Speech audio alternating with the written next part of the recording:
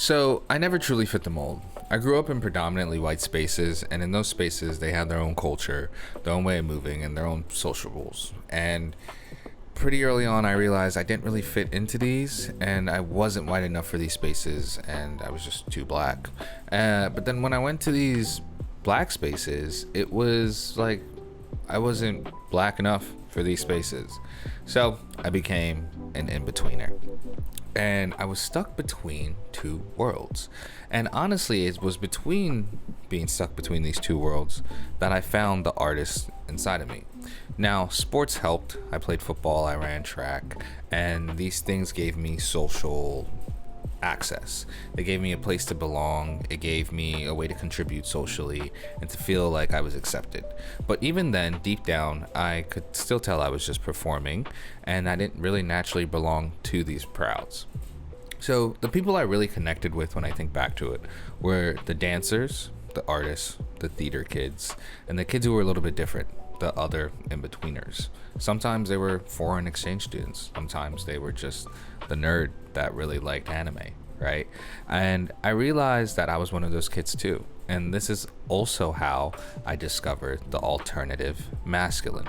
So masculinity has looked different depending on what table or where you sit at, right?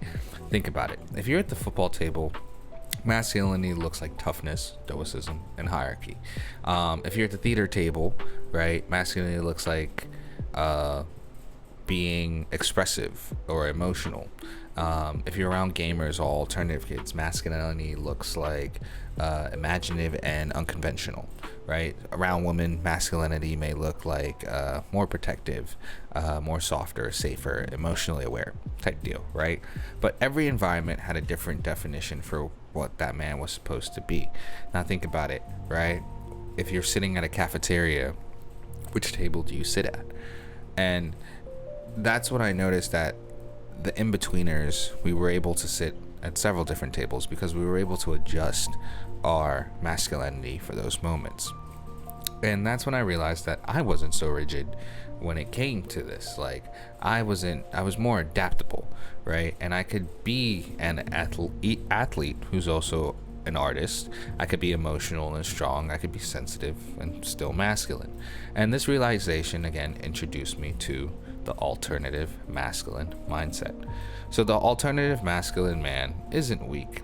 He isn't confused, and he's entrapped in performances of masculinity, right? He understands that the moment that is provided in front of him requires a certain type of man for that moment.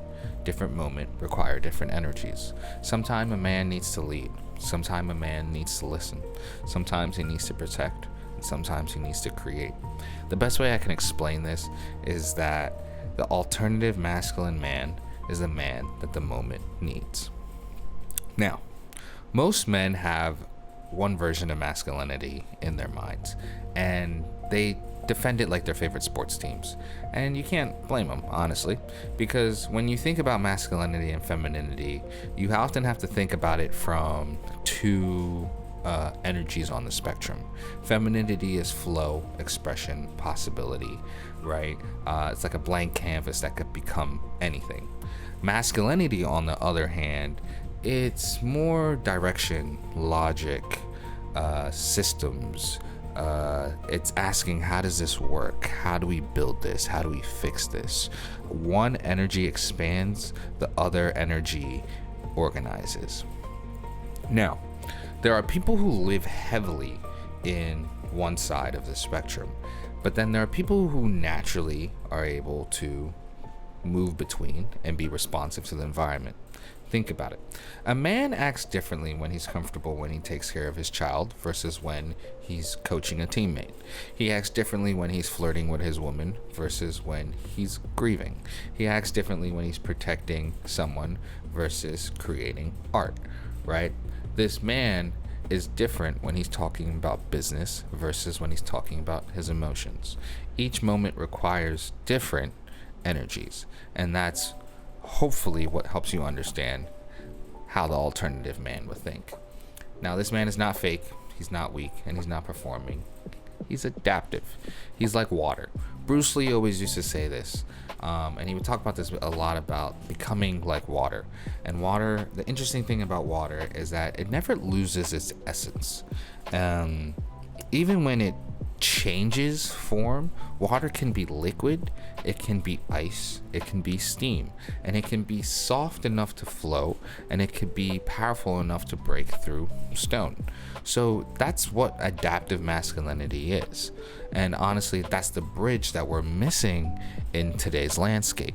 Because online, we're trapped in the conversation of genders, the constant gender wars. Everybody's fighting over what a real man is, what's a real woman supposed to look like, who is right and who is wrong. And it's really honestly just toxic. I don't want to contribute to all of this noise. I think we need each other, point blank, period. And so in order to work best together, we need to understand each other. I think every human being benefits from understanding both their masculine and feminine energies, because self-awareness creates balance, and balance creates a stronger person. But specifically speaking to men, you can choose not to be a rigid masculine. You could also reject being masculine completely and just exist as a feminine matter, right? Or you can become something that's more integrated, something that's more fluid, right? And the alternative masculine man is that. The man who defines masculinity for himself, he's not based on the internet debates. He's not based on performances. He's not based off of fear of looking soft, right?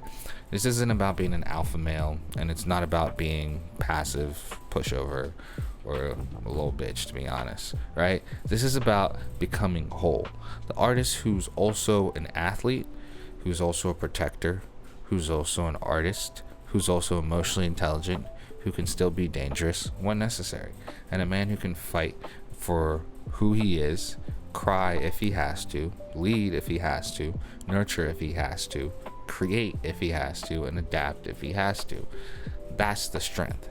And I think artists specifically understand this deeper than anyone else, really. And they don't really have a language for it, because art itself requires vulnerability. To dance, to paint, to sing, to produce music, to write, to perform, right? You have to have access to parts of yourself that a lot of men are taught to suppress. So people look at artists and say, I don't know how you do that. But the truth is, art comes from being willing to feel, being willing to access different energies within yourself. Anybody can dance if they're willing to move their body, and anybody can create if they're willing to be emotional. That's why I believe seeing a rise in the alternative masculine man is what we're seeing today, because now more than ever, the world doesn't just need a stronger man, it needs a healed man. It needs a creative man.